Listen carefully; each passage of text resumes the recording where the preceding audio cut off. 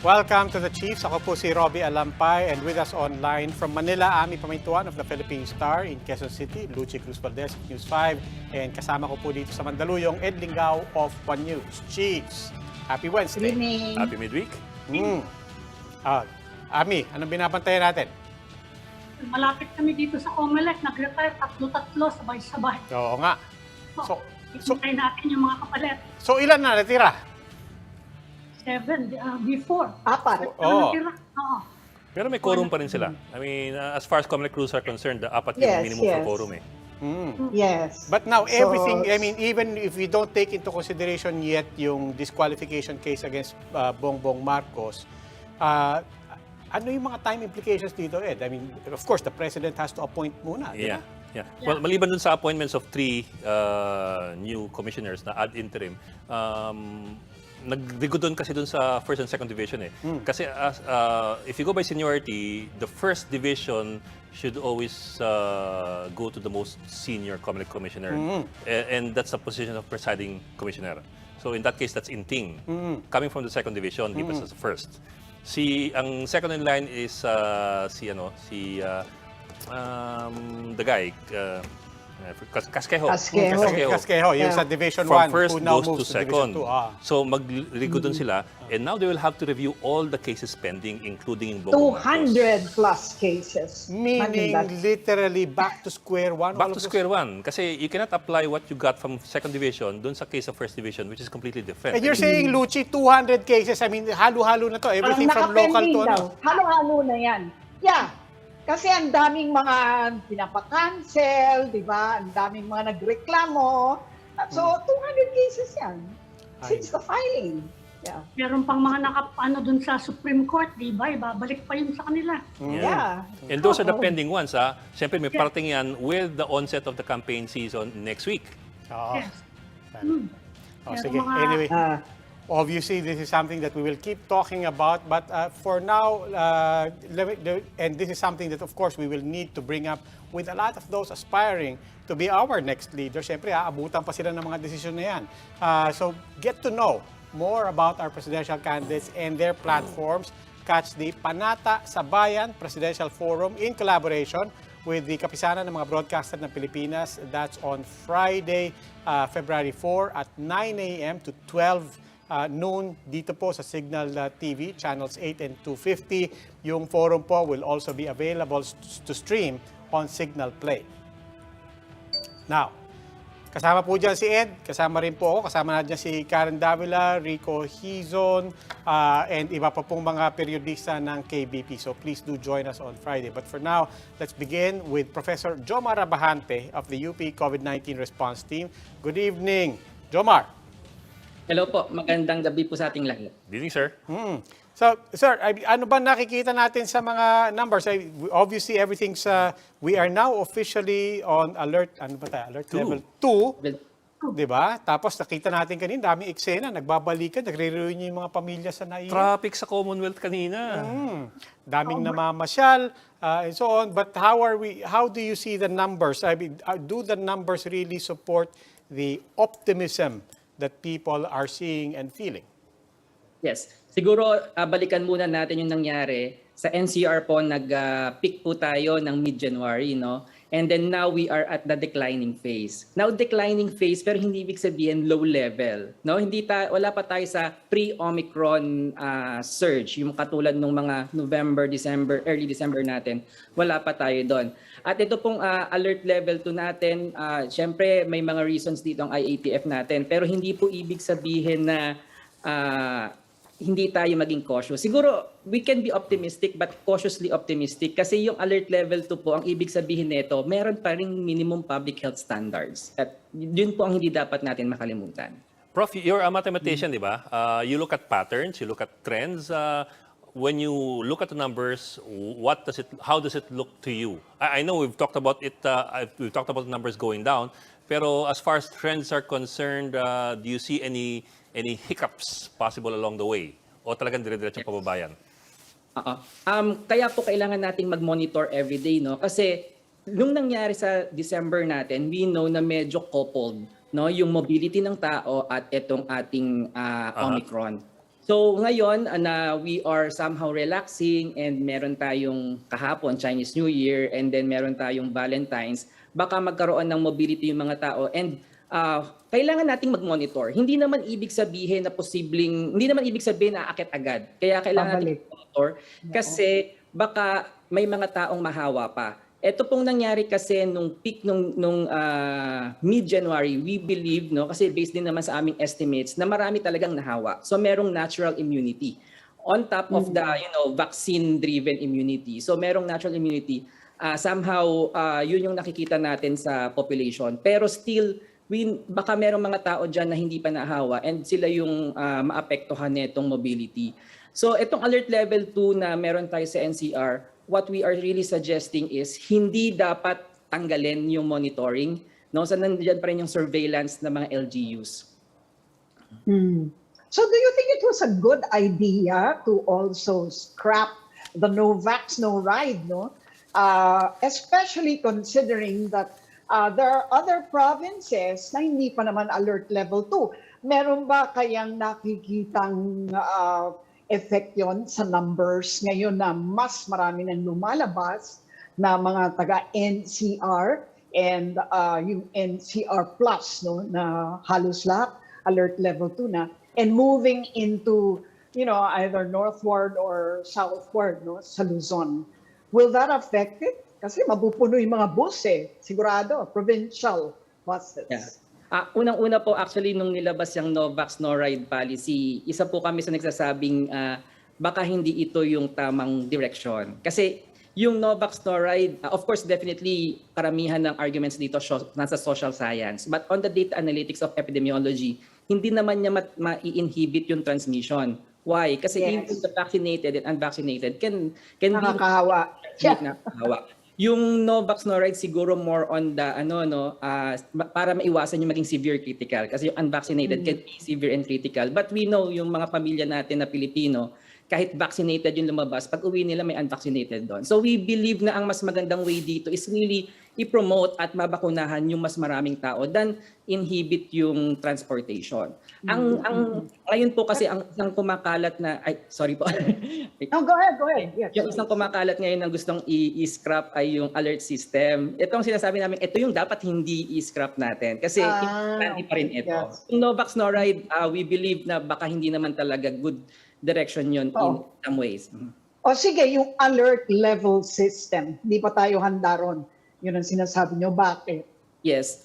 Siguro kasi na-focus natin yung alert level system na ikakabit natin siya dun sa restriction. Ito yung restriction. Lockdown, yes. Lockdown. Pero ang main reason kasi na may alert system tayo is because of the monitoring. Katulad nung may typhoon, may earthquake, may volcanic eruption, the monitoring, yung messaging doon, yung risk management, yun yung dapat tutukan. So, ang sinasabi namin dito, you can relax the restriction, but the alert system is yung threshold metric should be there, and ito yung magpe-prepare sa atin sa new normal. Kaya hindi dapat kalimutan yung lessons Still, etong data analytics natin, etong mga alert system na meron tayo na based on data, no, ay nandiyan kahit future na mga 1 or 0 cases tayo, still dapat nandiyan yan. Musta na yung data analytics niya? Kasi dati, nabanggit mo, may problem kayo dun sa accuracy ng data, no? Di lalo na ngayon na yung mga antigen test hindi na nire-register. Kanya-kanya na lang sa bahay Kumusta yung ninyo, yung extrapolation ninyo? Accurate pa rin ba? Yeah, actually there are mathematical models naman and methods to somehow estimate kung ano yung mga numbers natin, ilan yung possible actual number, ilan yung possible severe and critical talaga. Pero nagsuggest naman din tayo kasi kung may pagkukulang, we suggest naman with the DOH na kung kayang magkaroon ng ng online reporting. And I believe, I think the Epidemiology Bureau is planning to have the online monitoring. At sinasuggest na rin naman nila sa mga tao na if you test, kahit self-test yan, i-report natin sa ating barangay health office. Kasi without these reports, talagang hindi natin makikita yung accurate picture, but there are mathematical ways to do this, pero mas mataas yung error. Pero paano mo kayang mape-persuade yung mga tao na mag-online reporting? Di ba? Ano kayang pwedeng gawin doon?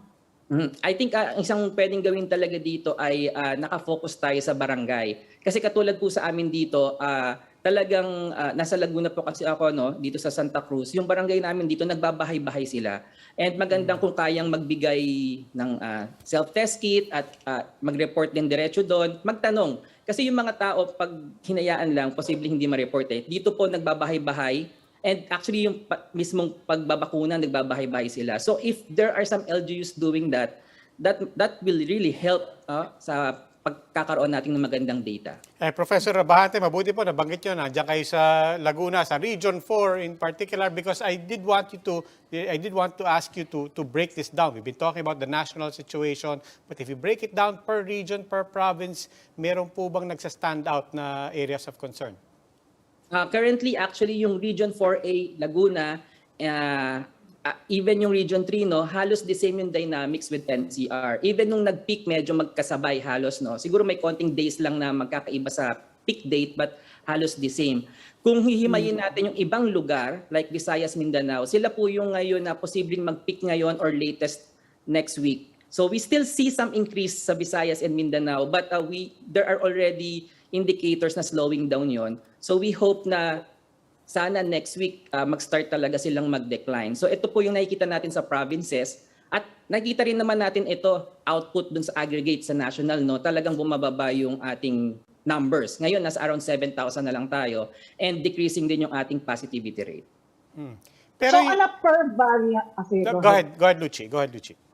On a per variant basis, no. So lang malaman, can we safely say that pawala na tong Omicron by, say, a certain date if you were to make projections?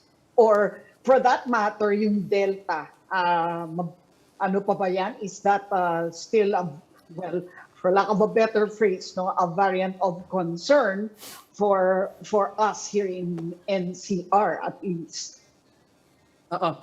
In terms of variants, no, Omicron or Delta, posibleng lalo na yung Delta, no, posibleng kapag nagkaroon tayo ng genome sequencing ng samples, posibleng hindi natin sila ma-detect na kung mababa na talaga yung numbers, no.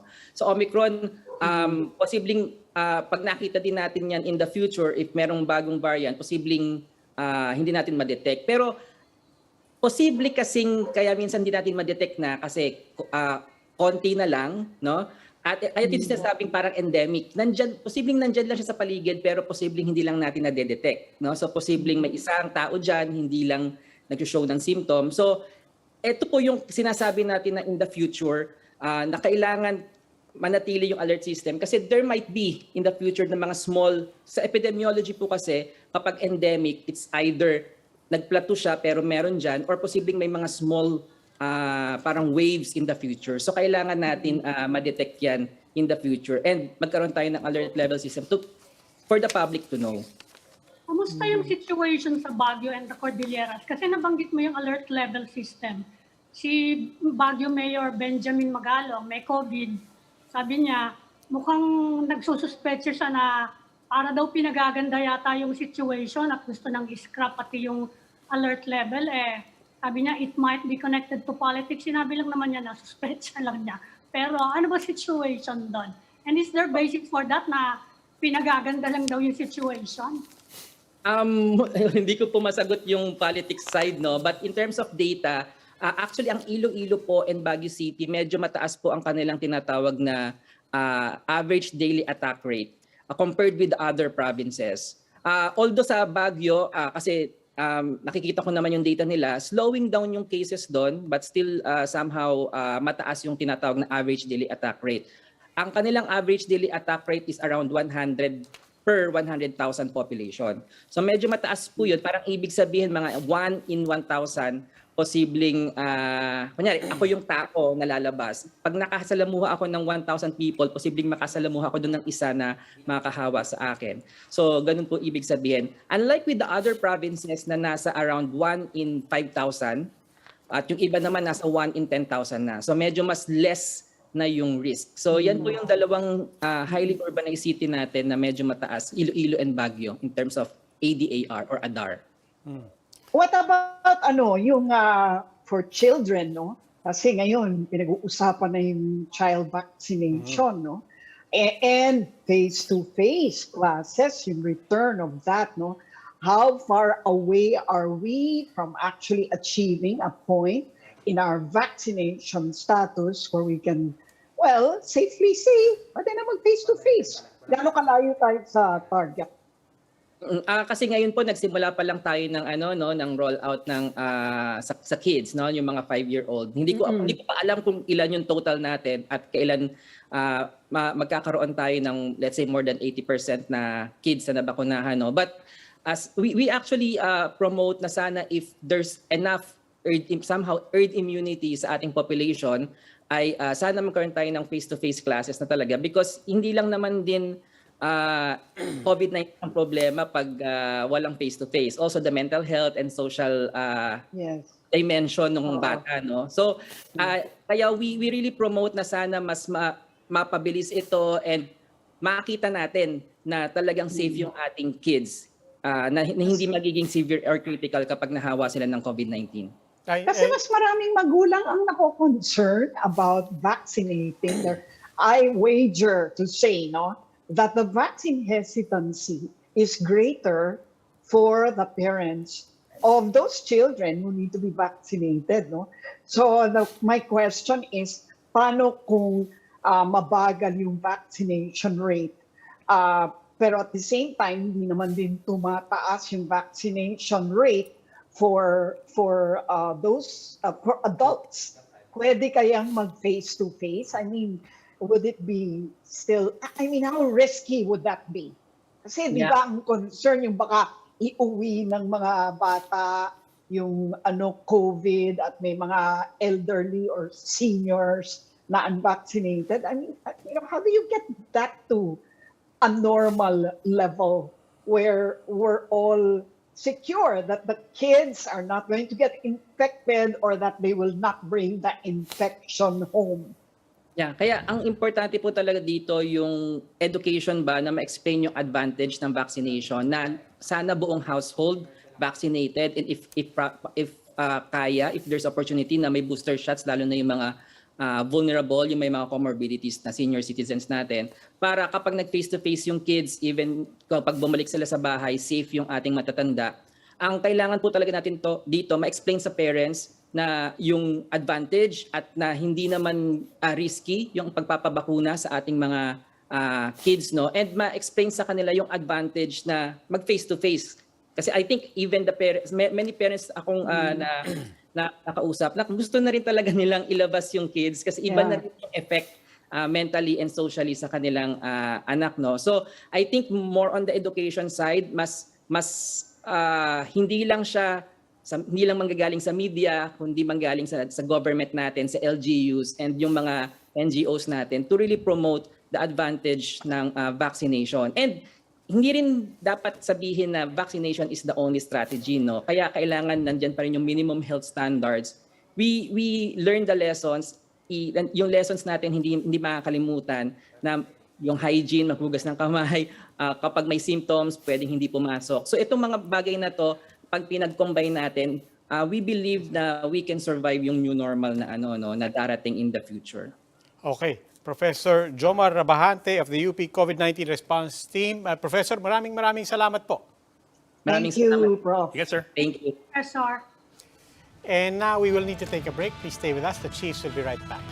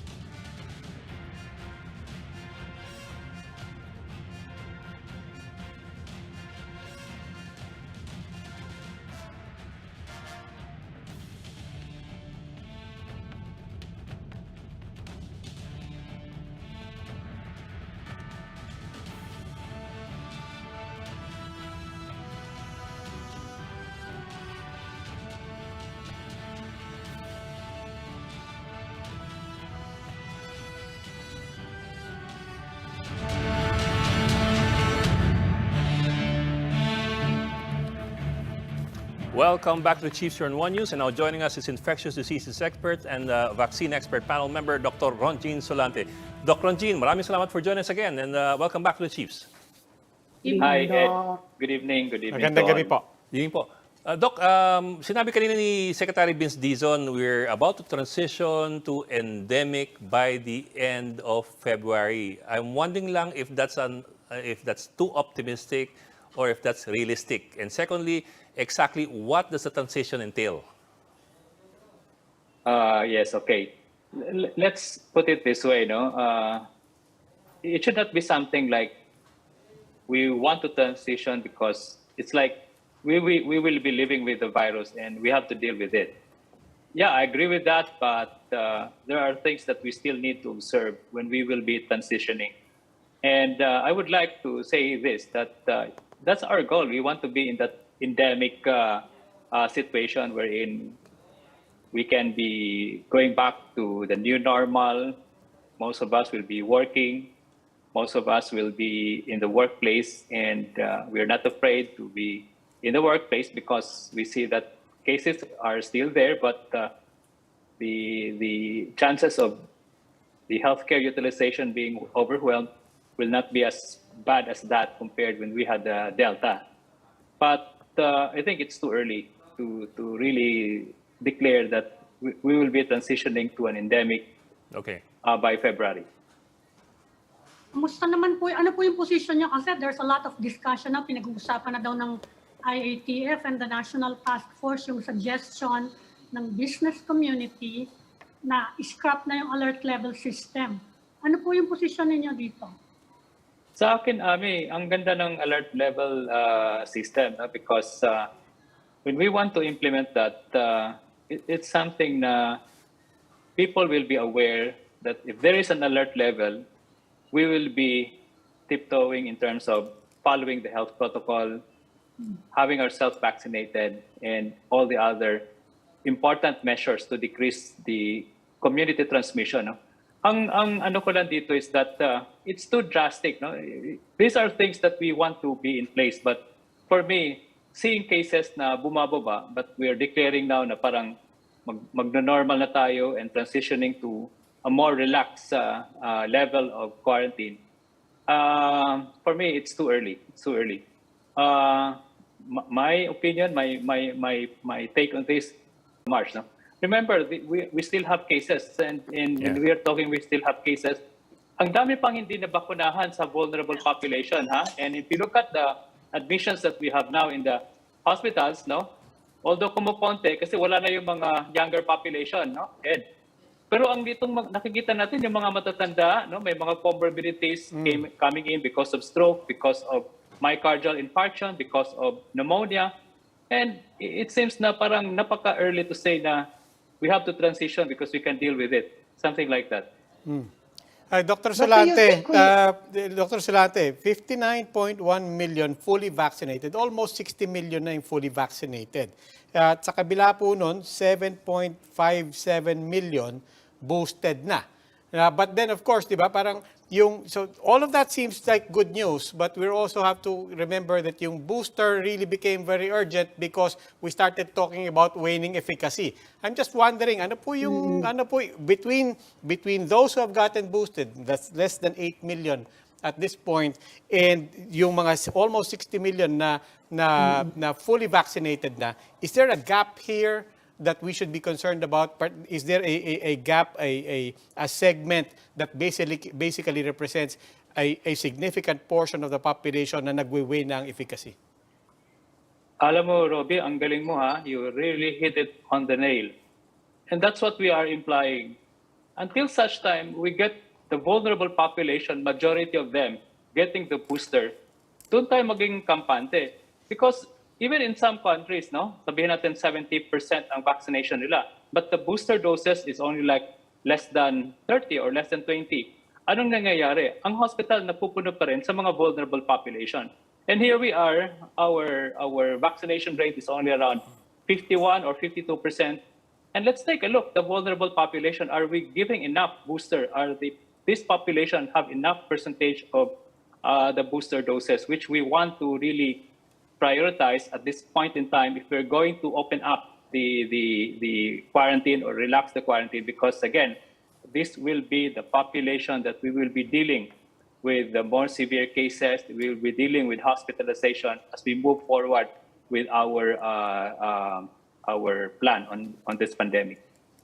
So if we go by that, are you saying that boosters will really have to be part of our lives from now on? Because even boosters will wane in efficacy. So even if you say, for example, right now, that the majority of those who have taken their first and second doses are already beyond their third month, or maybe even beyond their 6th month, but are not yet boosted.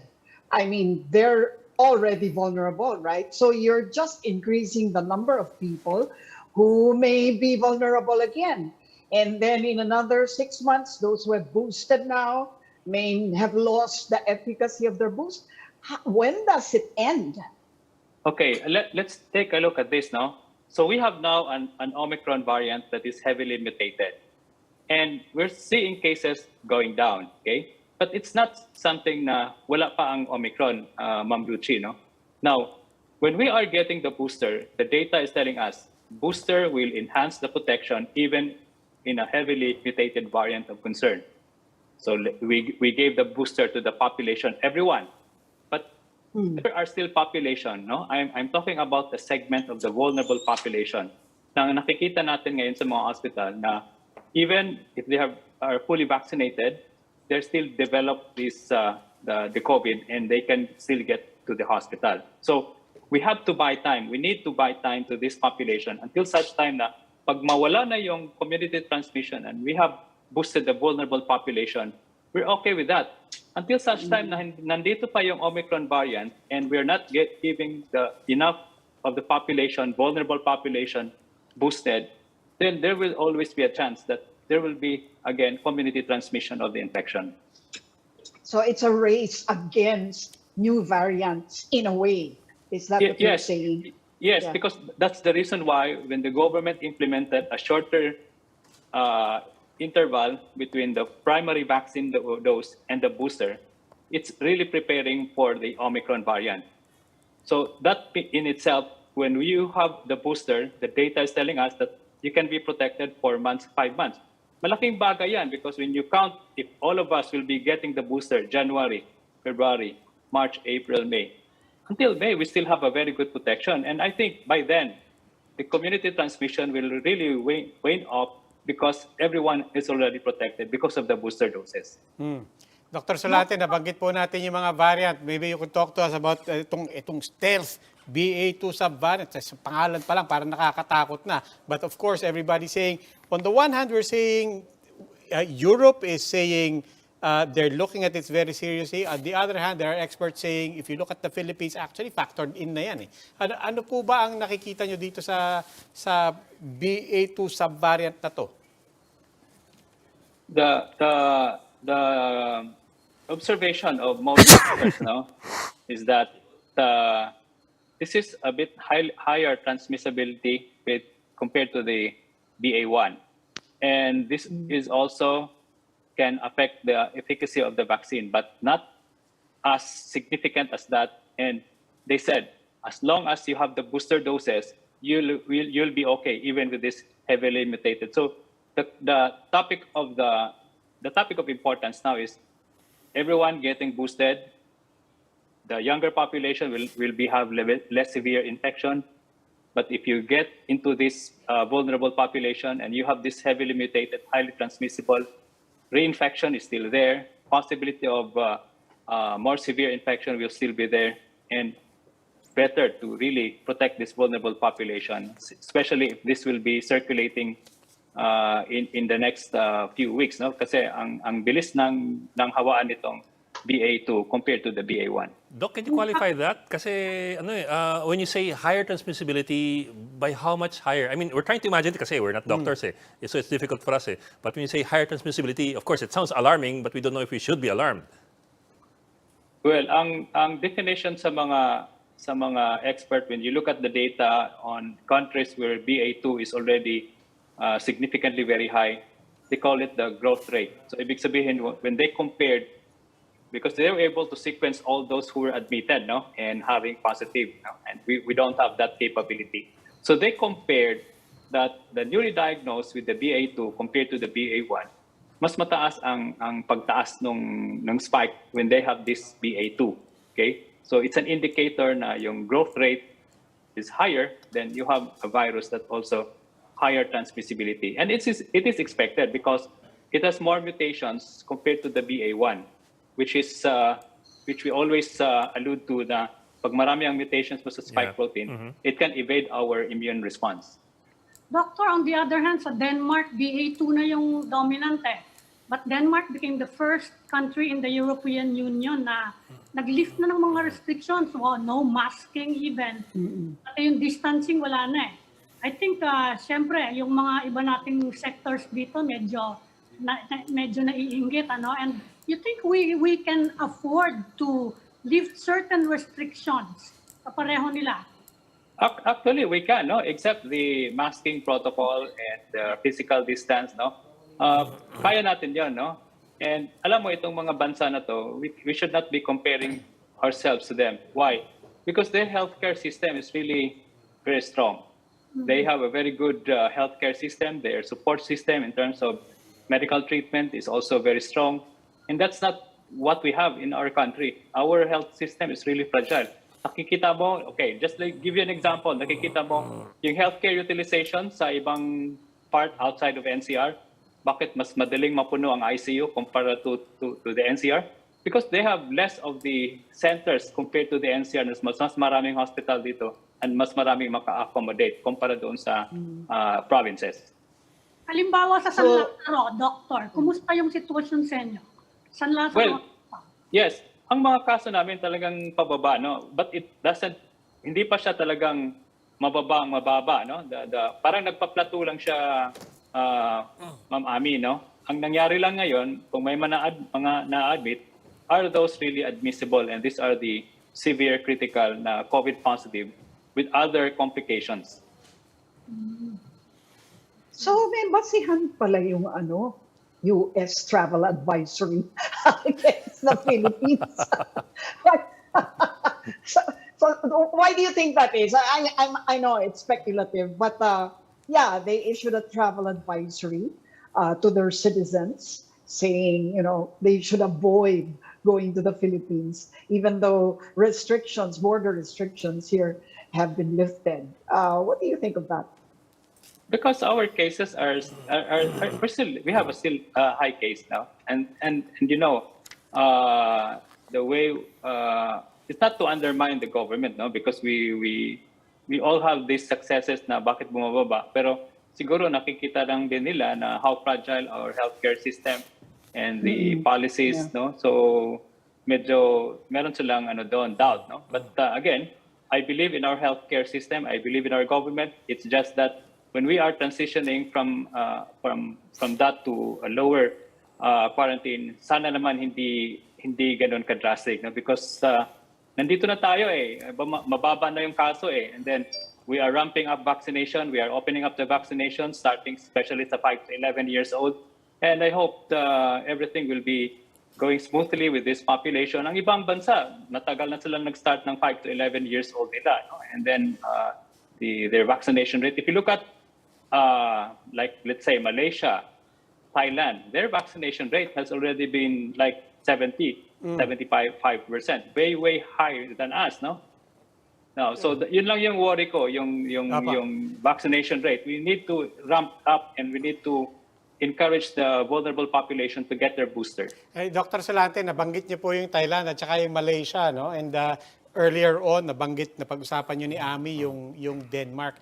I'm just wondering, kasi every time any country abroad tries something new, di ba? As you said, we tend to compare ourselves. Now, you said, let's not compare ourselves to a country like Denmark. Highly developed, ang liit-liit ng population, maluwag yung bayan nila, hindi naman siksikan yung mga tao doon. But at the same time, you mentioned countries like Thailand and Malaysia.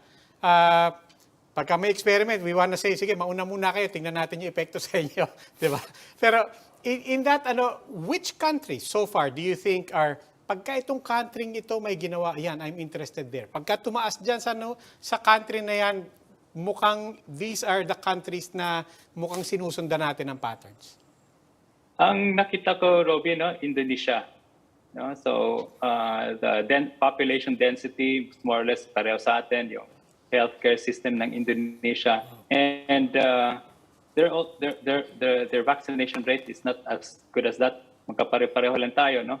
And I think if time will come na bababa din ang mga kaso nila, then I think we're good with that, no? Because we're almost the same kung paano yung path natin in terms of the pandemic response.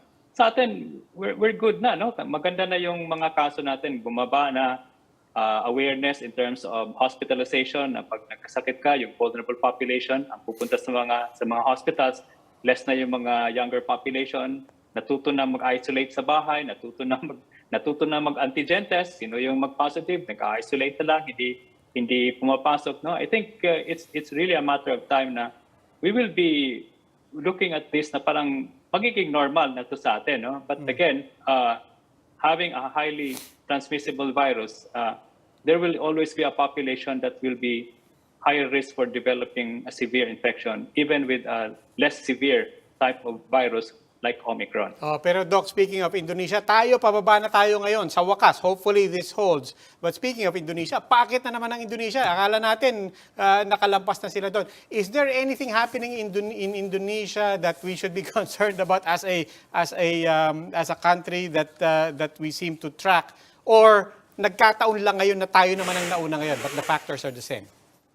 Actually, medyo the same lang ang factors. Pero siguro kung titingnan ko, when I ask some of my Indonesian friends, medyo mataas-taas din ang hesitancy nila, no, sa bakuna. So siguro doon tayo nakaangat sa kanila na mas nauna pa nga silang nag-recommend sa mga bata, no, pero ganoon din, no, vaccination hesitancy is one of their problems also, which is also our problem at this point in time. Lalo na sa mga bata, Doc, parents are really hesitant to have their little children vaccinated. Any ideas on how to encourage them? Because, syempre, ako as a parent, I will risk myself, diba, getting adverse effects, but I wouldn't risk it on my kids. At least that's the general fear, no? And I'm just expressing it. What would you say to them? Okay, I would like to make this a parallel situation, no? Influenza, the flu vaccine, no? Flu vaccine is recommended 6 months and above. But if you look at the children, compliance with the flu vaccine, parang hindi ganun kataas. So it's just like the COVID, but they prefer the other vaccines, like yung measles, yung other childhood vaccines, but not as much as this flu. So, paghambing natin, ano ba ang meron sa COVID? Bakit ayaw nilang tatanggapin, no?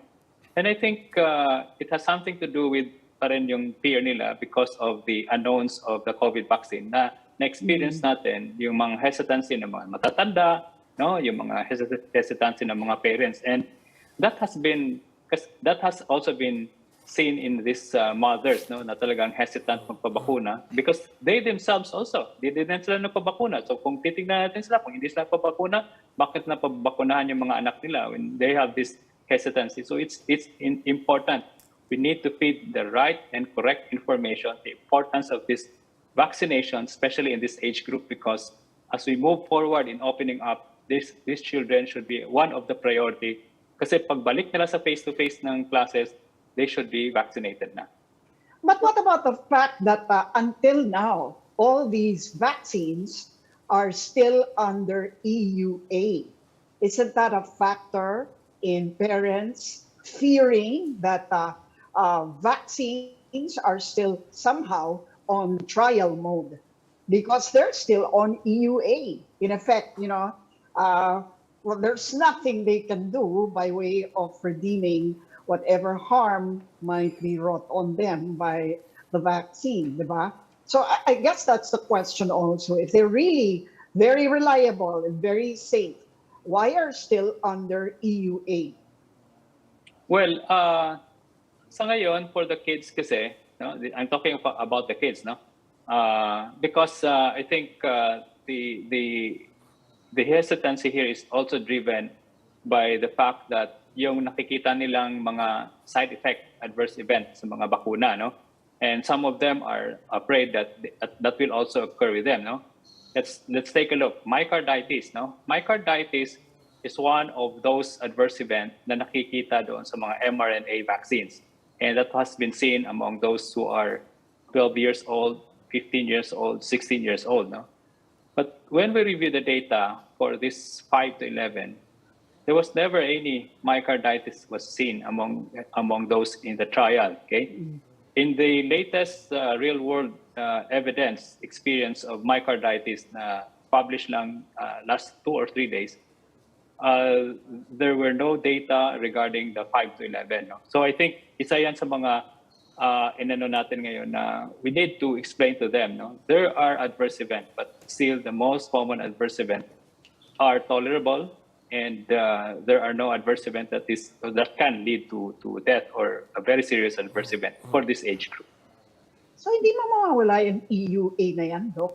I mean, when do we actually come to a point where kasi mga measles, diphtheria, yung mga anti-TB, yung mga, diba, yun, alam na natin, hindi man EUA yun. Pero ito, kasi nga may EUA, ang impression ng mga manang marami is hindi pa siya 100% safe, di ba? Okay, an EUA will only be lifted once we are done with all the data, no? Kung these are really safe, or I mean, these are safe, but there is a time frame and requirement for lifting an EUA. The other aspect of lifting an EUA, if the pharmaceutical company for that particular vaccine will file to an FDA that based on their analysis, based on their data, it now can be proven, it's now proven that this vaccine, without any doubt, has been proven to be effective in the prevention of COVID, in the prevention of severe death. And that has happened now to Pfizer and Moderna in the United States, where they now lifted the EUA and they have been granted full approval, no? Yung tinatawag natin ng full approval for the 18 years old and above. Ang application nga ng Pfizer, doctor, pati na nga sa pediatric di ba, for full approval. So pag na-approve na yun sa kanila, most likely, gaano katagal bago ma-approve din sa atin? Ang trigger yan, Ami, is that they should file that to the FDA for a full approval. Pero mabilis-bilis na siya, di ba? Kapag gano'n na, halimbawa in a country like the US, approve na siya. Mas mabilis Yes. na yung process sa atin.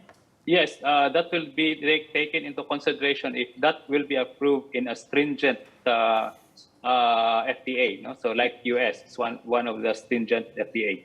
So mag-uumpisa na yung pediatric vaccination natin by Friday. May nakikita pa ba kayong impact, residual impact ng takot ng mga tao sa Dengvaxia on pediatric vaccination? Malaking impact pa rin, Amin, no? Kasi isa yan sa mga nakikita natin na pumapasok pa rin sa isip nila na pag bakunahan ko to, anong mangyayari after 6 months or 3 months pagka may sasabihin na itong bakuna sa inyo, pwede palang makakos ng yung tinatawag natin na antibody-dependent enhancement, no? Pero we have to make sure and reassure, no, the mothers, no? Because we already have data from the adult, data from the adolescent, that antibody-dependent enhancement is remote among this new batch of vaccines na nakikita natin ngayon.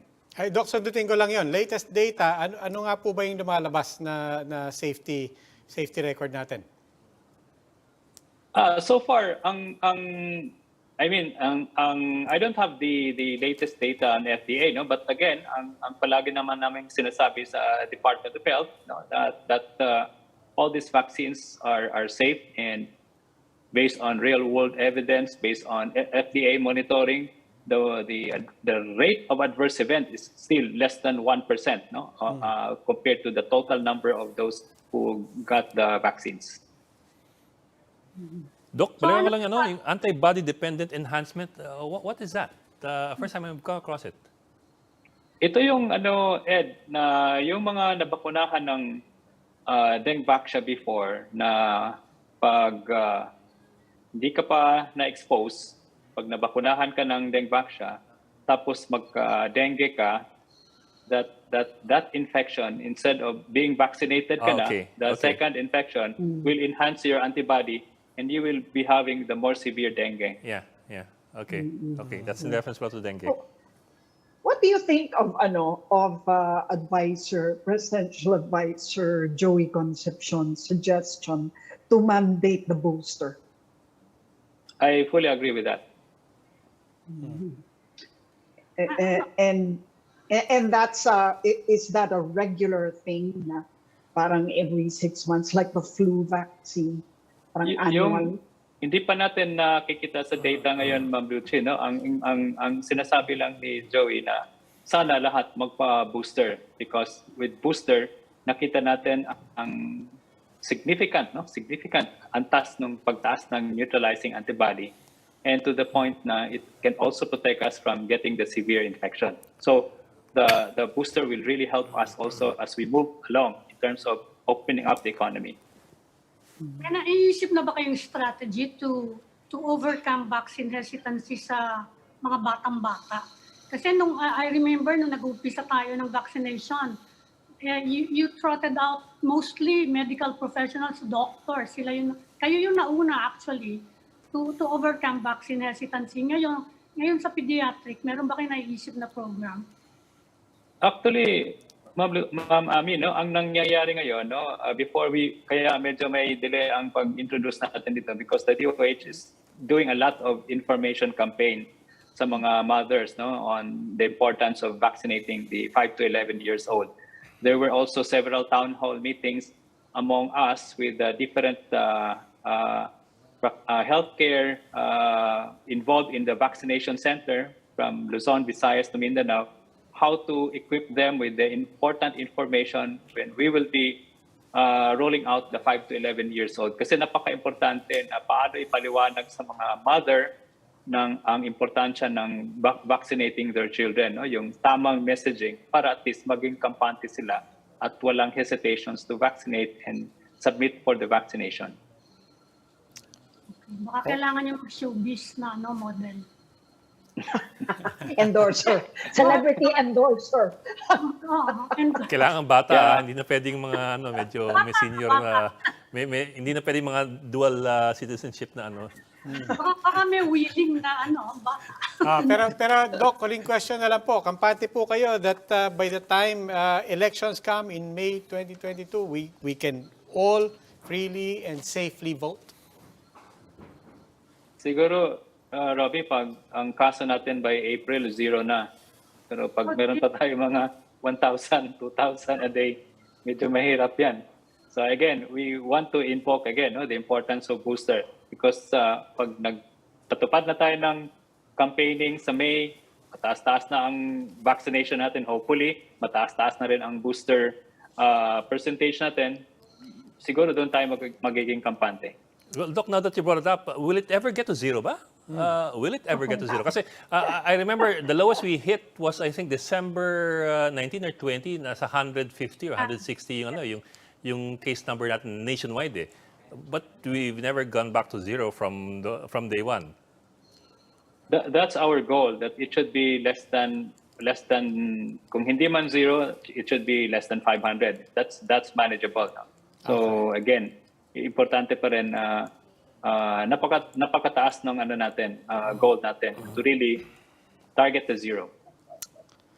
Okay. Dr. Ronjin Solante, maraming salamat po. Thank you, Doctor. Thank you. Ingat, Doc. Dr. Solante, as you all know, is an infectious disease expert and a member of the vaccine expert panel.